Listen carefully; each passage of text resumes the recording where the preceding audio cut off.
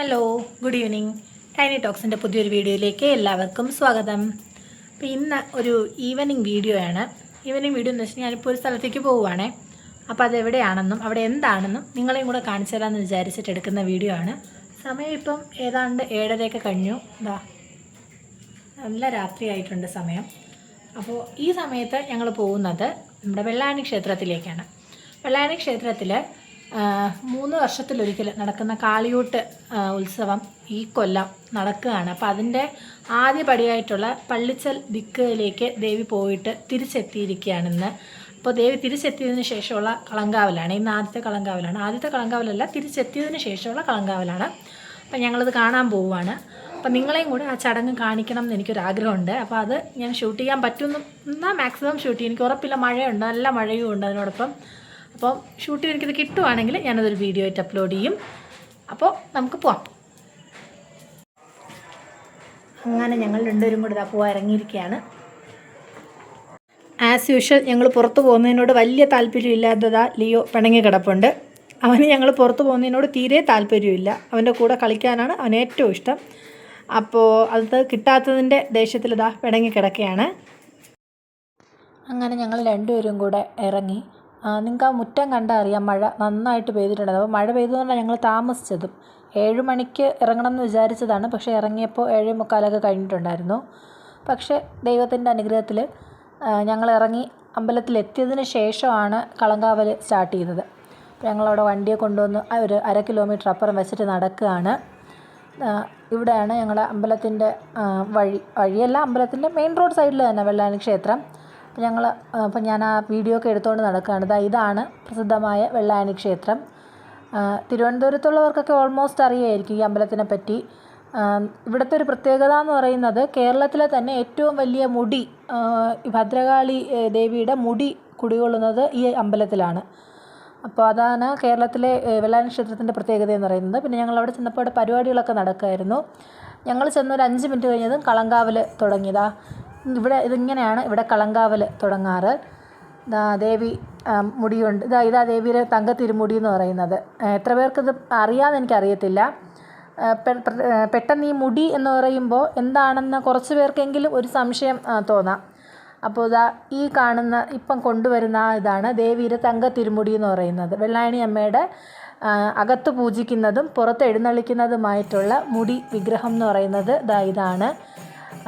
ദേവിയുടെ പീഠമാണ് മുന്നേ പോകുന്ന ആൾ കൊണ്ടുപോകുന്നത്. അതായത് ഈ മുടി എപ്പോൾ ചാഞ്ഞാലും അത് വെക്കാനായിട്ടുള്ള പീഠമാണ് മുന്നേ പോകുന്ന ആൾ കൊണ്ടുപോകുന്നത്. മുടിയോടൊപ്പം തന്നെ ഈ പീഠവും അവിടെ തന്നെ ആ ചുറ്റുപാടിലുണ്ടാവും അടുത്ത് തന്നെ. കാരണം മുടി താഴെ വയ്ക്കത്തില്ല, പീഠത്തിൽ മാത്രമേ മുടി വയ്ക്കത്തുള്ളൂ. അമ്പലത്തിനകത്തായാലും പുറത്ത് എഴുന്നള്ളത്തിന് കൊണ്ടുപോകുമ്പോഴായാലും. വെള്ളായണി ക്ഷേത്രത്തിൽ 3 വർഷത്തിലൊരിക്കലാണ് ഇത്രയും ഗ്രാൻഡായിട്ടുള്ള കളിയൂട്ട് മഹോത്സവം എന്ന് പറയുന്ന ഉത്സവം നടക്കുന്നത്. എല്ലാ വർഷവും അശ്വതി പൊങ്കാലയും എല്ലാം ഉണ്ടെങ്കിൽ പോലും ഈ 2 മാസം 3 മാസത്തോളം നീണ്ടു നിൽക്കുന്ന ഉത്സവം വെള്ളായണി ക്ഷേത്രത്തിൽ നടക്കുന്നത് 3 വർഷത്തിലൊരിക്കലാണ്. അപ്പോൾ ആ 3 വർഷം നാട് മൊത്തം കാത്തിരിക്കും ഈ ഒരു ഉത്സവത്തിന് വേണ്ടിയിട്ട്. ഓരോ വീടും ഒരുങ്ങുന്നത് ആ 3 വർഷം കാത്തിരിക്കുന്നത് ദേവി നമ്മുടെ വീടുകളിലേക്കൊക്കെ വരുന്ന ഒരു ദിവസത്തിന് വേണ്ടിയാണ്. അപ്പോൾ അതുമായി ബന്ധപ്പെട്ട ചടങ്ങുകളിലൊന്നാണ് വളരെ പ്രസിദ്ധമായ കളങ്കാവൽ എന്ന് പറയുന്ന ഈ ചടങ്ങ്. ഓൾമോസ്റ്റ് ഭദ്രകാളി ക്ഷേത്രങ്ങളിലൊക്കെ നടത്താറുണ്ട് കളങ്കാവൽ. എങ്കിൽ പോലും വെള്ളായണി ക്ഷേത്രത്തിലെ കളങ്കാവൽ എന്ന് പറയുന്നത് വളരെ പ്രസിദ്ധമായ ഒരു ചടങ്ങ് തന്നെയാണ്. ഞാൻ ഒരുപാട് വോയിസ് ഓവർ ഈ വീഡിയോയ്ക്ക് തരണം എന്നില്ലാന്ന് തോന്നുന്നു. കാരണം ഒരുമാതിരിപ്പെട്ടവർക്കൊക്കെ അറിയായിരിക്കും എന്താണ് കളങ്കാവലെന്നും എന്താണ് വെള്ളായണി ക്ഷേത്രത്തിൻ്റെ ഐതിഹ്യമെന്നും. അഥവാ അറിഞ്ഞൂടായെങ്കിൽ കമൻ്റ് ഇട്ടാൽ മതി. ഞാൻ അടുത്ത എൻ്റെ ഒരു അമ്പലവുമായി ബന്ധപ്പെട്ടൊരു ചടങ്ങിൻ്റെ ഇതിൽ ഞാൻ ഇതുകൂടെ പറയാം. അല്ലാതെ വെറുതെ ഞാൻ പറയണ്ടല്ലോ. കാരണം നിങ്ങൾക്ക് ആ ചടങ്ങ് കാണാനാണ് ഞാൻ ഈ വീഡിയോ ഷൂട്ട് ചെയ്തെടുത്തത്. നല്ല തിരക്കുണ്ടായിരുന്നു. അപ്പോൾ അതിൻ്റെ ഇടയിൽ നിന്ന് എനിക്ക് കിട്ടുമെന്ന് ഒരു ഉറപ്പും ഇല്ലായിരുന്നു വീഡിയോ. ഞാൻ ദേവിയുടെ അടുത്തും ഞാൻ പ്രാർത്ഥിച്ചിട്ടുണ്ടായിരുന്നു എനിക്കൊരു വീഡിയോ കിട്ടാൻ അനുഗ്രഹിക്കണേന്ന്. കാരണം അത്രയ്ക്ക് നല്ല റഷായിരുന്നു. എല്ലാവരും ആ നാടെങ്ങും ഉള്ള ആളുകൾ മൊത്തം ഉണ്ടായിരുന്നു കളങ്കാവൽ കാണാൻ വേണ്ടിയിട്ട്. അപ്പോൾ അതുകൊണ്ട് നമ്മൾ അത്രയും ആറ്റുനോറ്റ് ഞങ്ങൾ ഇരിക്കുന്നതാണ്. ഞങ്ങൾ വെള്ളായണിക്കാർ ആരോ പറയും പോലെ 3 വർഷം കാത്തിരുന്ന് കിട്ടുന്നൊരു വ്യൂ ആയത്. അപ്പോൾ അതുകൊണ്ട് ഞങ്ങളിൽ ഒരാൾ പോലും ഇതൊന്നും മിസ് ചെയ്യാറില്ല. വരാൻ പറ്റാത്തവർ ഓൺലൈനായിട്ട് ലൈവ് പോകുന്ന മീഡിയ വണ്ടിയൊക്കെ ലൈവ് പോകും. അപ്പോൾ അതെല്ലാം കണ്ടുകൊണ്ട് വരാൻ പറ്റാത്തവരുണ്ട്. വരാൻ പറ്റുന്നവരെല്ലാം അവിടെ തന്നെ ഉണ്ട്, നിരത്തി പിടിച്ച് ഞങ്ങൾ നിൽക്കുകയാണ്. അപ്പോൾ ഞാൻ ഇനി കൂടുതൽ വോയിസ് ഓവർ തരുന്നില്ല. ഈ ചടങ്ങുകൾ കാണാം.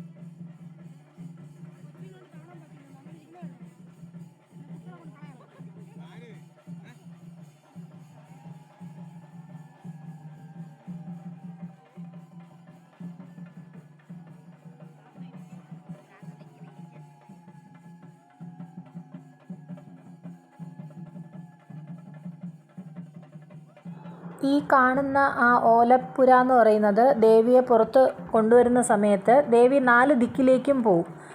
4 ദിക്കിലെ വീടുകളിലേക്കും ദേവി നിറപറയ്ക്ക് പോകാറുണ്ട്. അപ്പോൾ ഓരോ ദിക്ക് പോയിട്ട് വരുമ്പോഴും ദേവിയെ ഒരു ദിവസത്തെ നല്ലിരിപ്പിന് വേണ്ടിയിട്ട് അമ്പലത്തിന് പുറത്തായിട്ട്, ഈ ഉത്സവം തീരുമ്പോൾ മാത്രമേ ദേവി ഇനി അകത്ത് ദേവിയുടെ മുടി അകത്തേക്ക് കൊണ്ടുപോകത്തുള്ളൂ. അതുവരെയും ദേവിയെ പുറത്തായിരിക്കും നല്ലിരിപ്പിരുത്തുക. ഈ ഇടയ്ക്ക് വരുന്ന ദിവസങ്ങളിലും പിന്നെ അവസാനത്തെ ദിവസമൊക്കെ ദേവിയെ നല്ലിരിപ്പിരുത്തുക പുറത്തായിരിക്കും. അപ്പോൾ ആ പുറത്ത് ദേവിയെ നല്ലിരിപ്പിരുത്താൻ വേണ്ടിയിട്ട് കെട്ടുന്നതാണ് ആ കാണുന്ന ഓലപ്പുര എന്ന് പറയുന്ന ഓലപ്പുര. അതിനകത്തായിരിക്കും ദേവിയുടെ ഈ മുടിയെ സൂക്ഷിക്കുന്നതും പൂജിക്കുന്നതും എല്ലാം നല്ലിരിപ്പിരിക്കുന്ന ദിവസങ്ങളിൽ. ബാക്കി ദിവസങ്ങളിലൊക്കെ ദേവി നാടെങ്ങും പല ദിക്കുകളിലായിട്ട് യാത്ര ചെയ്ത് പല നമ്മുടെ എല്ലാ വീടുകളിലേക്ക് വരുന്നതാണ്.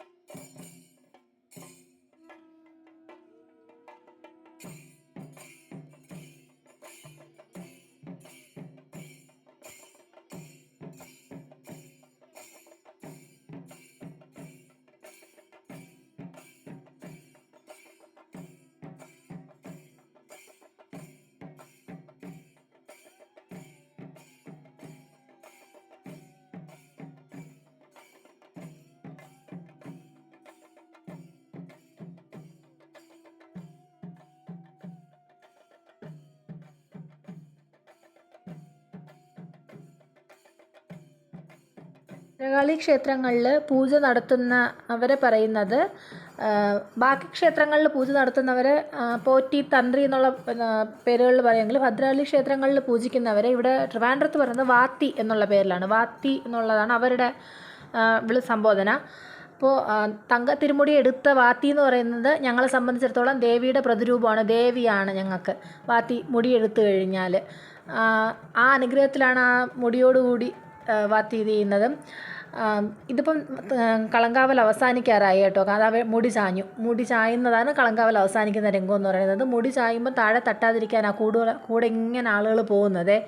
അപ്പം അത് കഴിഞ്ഞ് ഞങ്ങളിത് അവിടെ നിന്ന് തിരിച്ചിറങ്ങിയപ്പോൾ ഇതെൻ്റെ നാത്തൂമാരാണ്. ഇതൊരു അൺഎക്സ്പെക്റ്റഡ് മീറ്റായിരുന്നു. ഞങ്ങൾ പ്രതീക്ഷിച്ചില്ല ഒന്ന് അവിടെ കാണാൻ പറ്റും. അവിടെ ഉണ്ടാവും എന്നറിയാം എവിടെയെങ്കിലുമൊക്കെ, കാരണം വെള്ളായണിക്കാരിന്ന് അവിടെ ഉള്ള ദിവസമാണ്.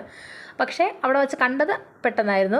പിന്നെ അവിടെ നിന്ന് സെൽഫിയൊക്കെ എടുത്തു. ഇത് രണ്ടും എൻ്റെ നാത്തൂമാരും, ഇങ്ങോട്ട് നിന്നത് മൂത്ത ആളുടെ മോളുമാണ്. പിന്നെ ഞങ്ങൾ അവിടെ നിന്ന് തിരിച്ചു.